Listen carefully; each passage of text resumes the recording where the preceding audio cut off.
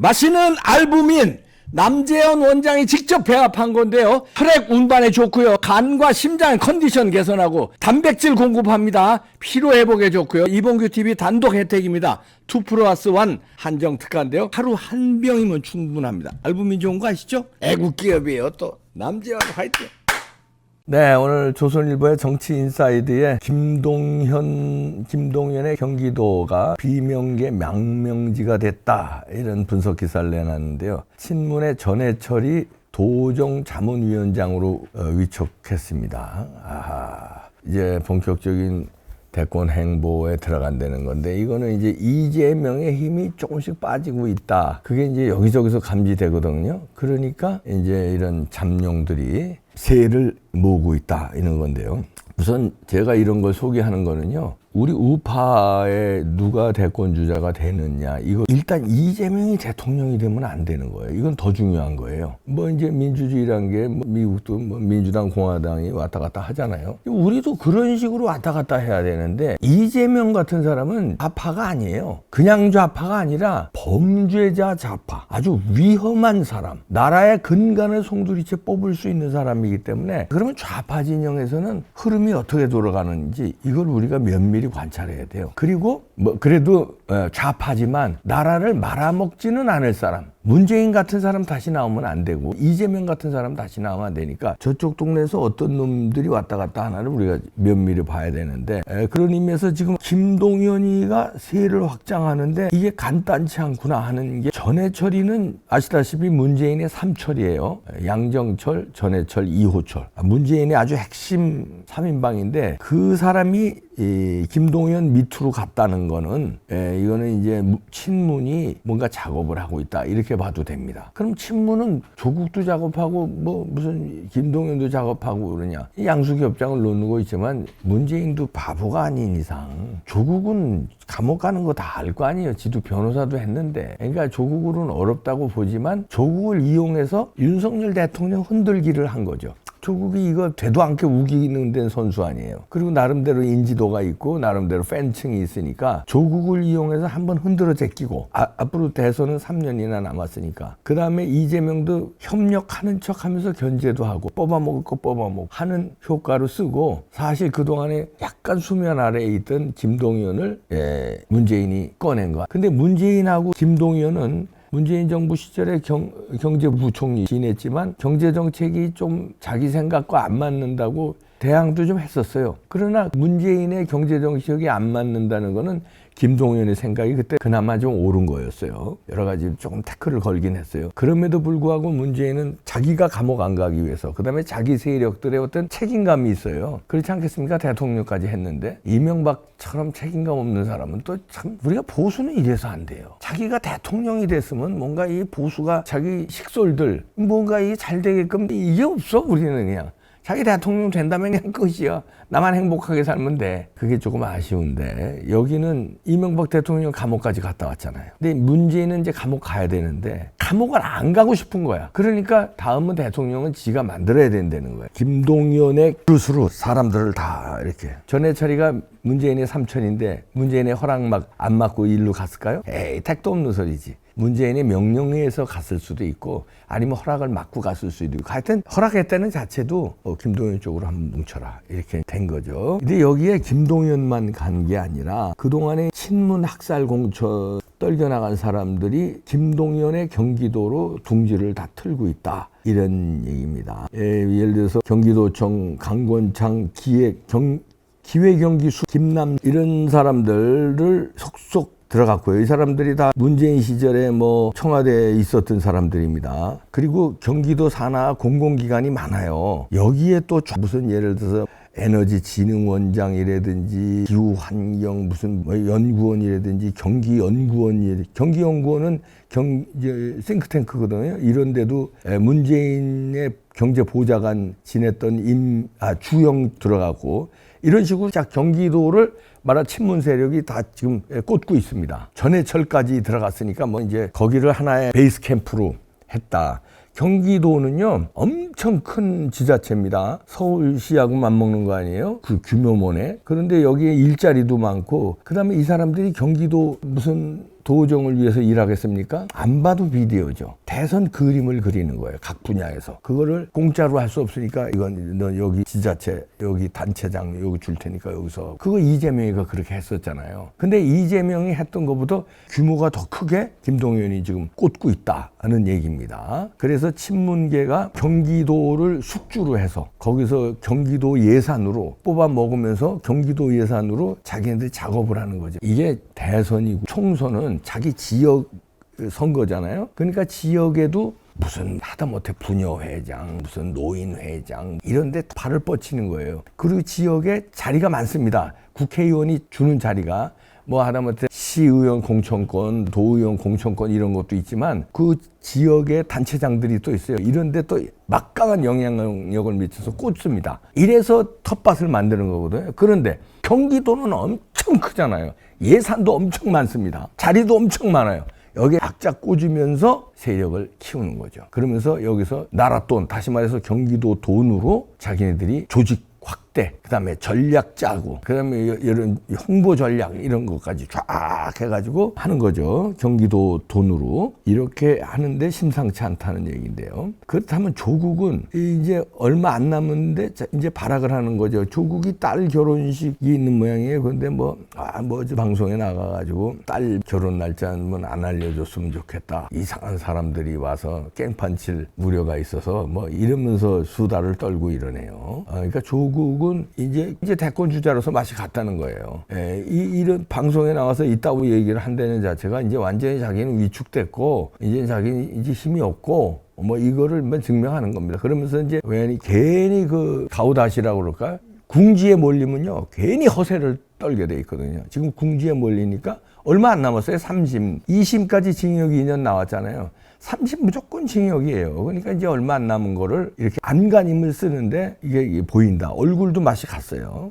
뭐 이북도 이렇게 좀 중풍 현상인지 중풍이라는 얘기는 아닙니다. 이게 좀 올라가고 좀 맛이 갔습니다. 안면 근육도 좀 이상해지고요. 잘생겼던 얼굴이 지금 잘생기지 않았어요. 자세히 보시면 알지만요. 그리고 쓸데없는 거 가지고 이제 막 오바를 쳐요. 1,000억으로 시추하겠다는 윤석열 정권 이거 국어 의료에 써야 선진국이다. 이런 거 자꾸 건드리고 이제 되도 않는 걸로 이렇게 건드리는 건 이제 발악을 하는 건데 이런 게 이제 좌파들의 심리죠.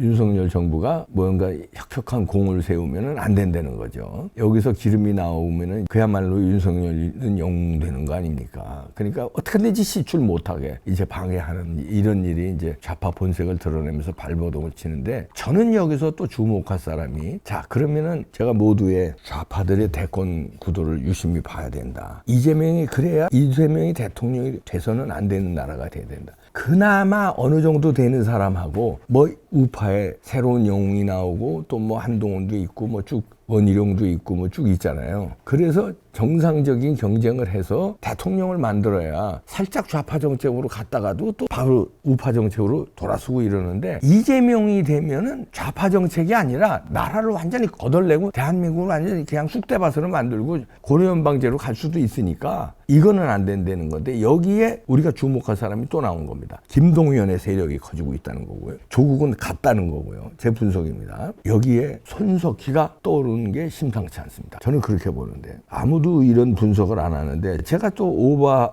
착각을 할 수 있습니다. 저도 뭐 틀린 거 많아요. 원래 주식 애널리스트들이 많이 틀려요. 저도 정치학 박사고 정치평론을 오래 했지만 맞은 것도 많지만 틀린 것도 간혹 있습니다. 손석희가 수상하다. 손석희가 JTBC를 떠났는데 그동안에 일본에 가 있었거든요. 리츠메이칸 대학의 무슨 객원연구원으로 가 있었는데 MBC 프로그램에 컴백합니다. 특집 기획을 맡는답니다. 방송 그 친정집에 가는 게 뭘 또 오발치고 그러냐 이렇게 이게요. 손석희 정도 되면 그 가오가 있어요. 나름대로. 우리도 가오가 있지만 좌파들도 가오가 있다니까요. 그러니까 예를 들어서 대통령 한 사람이 예를 드는 겁니다. 쉽게. 대통령 한 사람이 어디 장관으로 오라고 그러면 갑니까? 그래서 가오가 있지. 관리라는 게 있잖아요. 그거 못 가는 거예요. 그래도 철판 깔고 가는 놈들도 그건 상식적이지 않은 놈이지. 예를 들어서 입법부 수장 한 사람이 국회의장 한 사람 행정부 무슨 강요로 오라고 그러면 갑니까? 좌파의 이상한 놈들은 가. 총리시켜주면 간 놈이 있잖아요. 상식적이지 않거든요. 방송도 마찬가지입니다. 손석희는 사장한 사람이에요. JTBC 사장하고 MBC에서도 이건 뭐 MBC도 정점을 찍은 사람이야. 물론 우파의 욕은 먹고 박근혜 대통령이 이걸로 이미지의 댄싱은 많이 갔지만 그건 우파의 댄싱 같지. 좌파들은 아직도 영웅으로 쳐요, 손석희를. 그런 놈이 JTBC 사장을 한 놈이 프로그램을 맡아서 가는데 5부작 프로그램입니다. 이거 진행 맡아서 간다고요? 그럴 거고 이놈이 저 JTBC 사장 관뒀겠어요? 저는 이거 수상하다. 타이밍상 수상하다. 대선 3년 남겨놓고 우파가 잡았는데 지금 우파 정권인데 쟤네들은 한 번 더 우파가 되면은 완전히 괴멸이라는 걸 알고 있어요. 어떻게든 부정선거를 해서라든 어떻게든 뺏어와야 되는데 이재명이 불안한 거야. 야 이거 가겠다. 야 선수가 없네. 김동연으로 그래서 신문이 쫙 뭉치는 거예요. 김동연이 약하지. 선수가 없네. 그런데 손석희가 딱 떠오르는 거지. 좌파에서는 영웅이라니까요. 좌파 방송에서는 김어준이는 그건 영웅이 아니라 하도 그냥 털 기르고 지랄을 해야 되니까 그냥 시원한 맛에 저들끼리 시원한 맛에 보는 거고 손석희는 레벨이 달라요. 김어준이 학들 이런 애들하고 레벨이 달라. 이재명하고도 레벨이 다르다니까. 이 손석희는 좌파 진영에서 볼 때 내가 좌파한테 많이 얘기를 들어서 알아요. 저들 딴에는 영웅으로 취급해. 박근혜 대통령을 쓰러뜨린 아주 명장으로 취급해요. 그걸 이제 불러낸 거 아닌가. 그래서 근데 불러내서 갑자기 뭐 대선 주자요 뭐 이렇게 나오면 이게 모양새고 뭐고 이상하잖아요. 그러니까 이렇게 벌써 뉴스가 여기저기 나오고 난리 났어요. 1년 만에 친정복구 뭐 손석희 진행 맡다. 전 언론이 지금 난리 났습니다. 손석희 때문에. 그냥 5부작 맞는 거야. 이러고서 그냥 전 언론이 손석희 관심이야. 그리고 5부작 프로그램을 맞는데 그냥 이런 방송 프로그램이 아니라 손석희의 질문들이라고 맞는데요. 대권의 테마를 다 건드리는 거예요. 5부작에 거기서 판을 끝내겠다는 거예요. 그러면서 대권 주자로 이런 이슈들을 다루는 손석희. 이렇게 좌파 진영의 영웅으로 자리매김을 하겠다. 이런 보관이 아닌가 봅니다. 이 5부작에는 지금 보도에 나오는 걸로만 보면은 자영업 위기 이런 거 지금 절실한 문제 아니에요. 이런 걸 자기가 마치 해결하는 메시아처럼 손석희는 해결할 수 이런 걸 보여주는 거죠. 그 다음에 디지털 시대의 저널리즘의 고민. 이 디지털 시대에 지금 AI고 뭐고 난리 났잖아요. 이런 거 내가 뭐 우리나라를 이끌 수 있어 뭐. 지금 AI가요. 마이크로소프트고 저 무슨 다른 거 다 이기고 지금 시가총액 1위 됐어요. 이런 시대에 또 이걸 다루면서 그 다음에 뭐 여러 가지 이런 문제를 5부작에 큰 이슈들 쭉쭉 다루면서 어떤 다시 손석희가 있다는 거를 각인시키는 게 아니냐. 이게 수상합니다. 사장했던 놈이 진행자로 간다. 그거는 아까 얘기한 대로 대통령 했던 놈이 강요로 가는 거 같은 거예요. 이게 방송에도 그 주연 배우들 한번 보세요. 주연 배우들이 한 번 주연을 하면요. 몇 년을 쉬더라도 안 나와. 그래서 우리가 이상하잖아요. 예를 들어서 장동건 같은 사람 요즘에 안 보이잖아요. 그냥 뭐 아무거나 안 나. 그러다 사라지는 한이 있더라도 안 나가. 그런 배우들 많잖아요. 뭐 이름 지금 내가 안 떠오르는데 중요한 배우인데 7, 8년 뭐 10년 동안 안 나오는 배우도 있어. 그냥 집에서 라면 먹고 있는 거야. 그 급이 한번 그렇게 정해지면 내려가지. 조연 못 맞는다니까. 배우들도 그래요. 그냥 영원히 주연 배우로 살아야 돼. 근데 그게 주연으로 계속 잘 풀리면 괜찮은데 이게 안 찾아주면 그리고 조연으로 나오라 그러면 안 나가요. 내가 급이 있어서. 영원히 사라지는 배우들 많아. 급 찾다가. 그런 게 있거든요. 저만 해도 제가 제 잘났다고 얘기하는 게 예를 드는 겁니다. 그래도 뭐 이봉규의 정치옥타곤이라고 프로그램 MC를 했었잖아요. 시사 프로그램을. 그러니까 뭐 4명, 5명 앉아서 하는 프로그램에 나오라고 그러면 안 나가요. 단독 게스트로 오라고 그러면 가지. 지금은 그것도 안 부르지만 지금 그것도 다 찍혀가지고 언론계에서 찍혀서 안 불러요. 그러나 한참 잘 나갈 때 보면은 그런데 나오라 그러면 안 나가게 돼요. 그게 이게 알랑꼴랑한 자존심이 이런 게 있다니까. 손석희 얘기하는 거예요. 사장했어요. MBC 100분 토론으로 정점 찍고 그 다음에 사장했어. 근데 5부작 이거 진행하러 나온다고 아무리 친정집이라도 나간다고요? 노노노. 노림수가 있다. 이걸로 빡 큰 이슈 다루면서 나야 나. 내가 해결해. 이거. 자, 그럼 우리는 두 사람에 주목해야 됩니다. 조국은 같고 나머지 다 조무래기들이고 손석희와 김동연. 저쪽에서는 뭔가 움직이는 거다. 그러면은 이재명보다는 나은 거예요. 그래도 이재명보다는.